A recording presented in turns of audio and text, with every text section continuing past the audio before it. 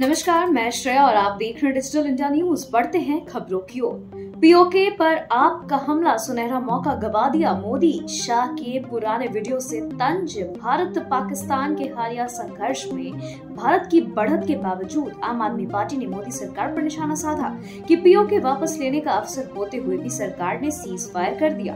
आप नेता सौरभ भारद्वाज ने प्रेस कॉन्फ्रेंस में कहा कि जब देशवासियों को लगा था कि पीओके अब भारत में शामिल होगा, तभी सरकार पीछे हट गई। आपने मोदी और अमित शाह के पुराने वीडियो देखकर और दिखाकर सरकार की कथनी करनी पर सवाल खड़े कर दिए हैं। गुरुग्राम में ट्रंप रेजिडेंसेस की जबरदस्त डिमांड। पहले ही दिन 3,250 करोड़ की बिक्री। गुरुग्राम में लॉन्च हुए ट्रंप रेजिडेंसेस प्रोजेक्ट को लोगों का भारी रिस्पांस मिला है। 8 से 15 करोड़ रुपए की कीमत वाले 298 फ्लैट्स पहले ही दिन पूरी तरीके से बिक गए। यह परियोजना स्मार्ट वर्ल्ड और ट्रिबेका डेवलपर्स द्वारा लाई गई है। इसका निर्माण कार्य चल रहा है, लेकिन पेशकश के दिन ही सभी इकाइयों की बुकिंग हो गई, जिससे रियल एस्टेट मार्केट में हलचल है।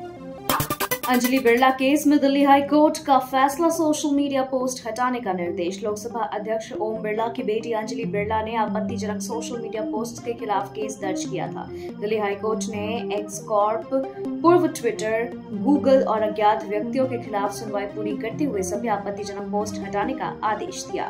कोर्ट ने यह भी कहा कि भविष्य में कोई आपत्तिजनक कंटेंट सामने आने पर भी उसके तुरंत हटाए जाएं। 20 साल पुरानी डुप्लीकेट वोटर आईडी की समस्या सुलझी। चुनाव आयोग का बड़ा कदम। निर्वाचन आयोग ने समान एपिक नंबर वाली डुप्लीकेट वोटर आईडी की पुरानी समस्या को हल कर लिया है। ऐसे मामलों में नए नंबर वाले पहचान पत्र जारी किए गए हैं। यह समस्या दुर्लभ थी, लेकिन आयोग ने क्षेत्रीय स्तर पर सत्यापन के बाद इसे पूरी तरीके से सुलझा लिया है।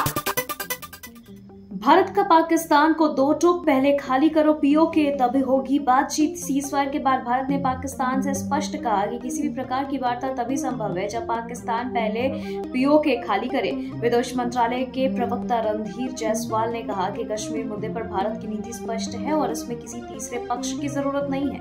दोनों देशों के डीजीएमओ के बीच 10 मई को हुई बातचीत के बाद ही सीजफायर की सहमति बनी थी।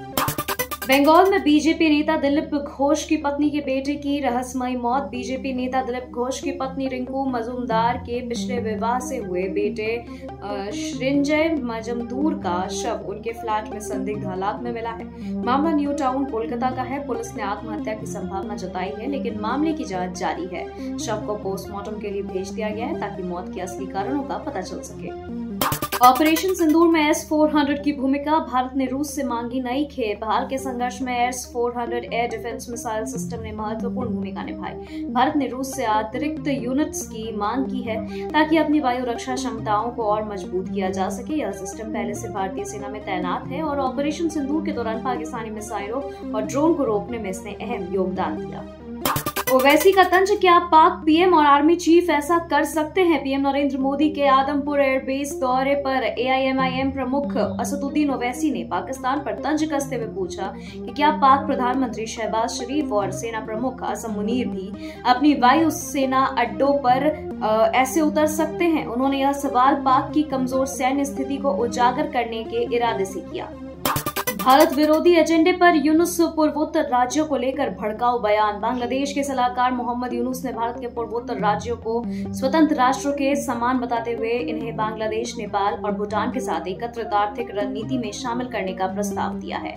यह बयान भारत की अखंडता के खिलाफ माना जा रहा है और इसे एक साजिश के रूप में देखा जा रहा है।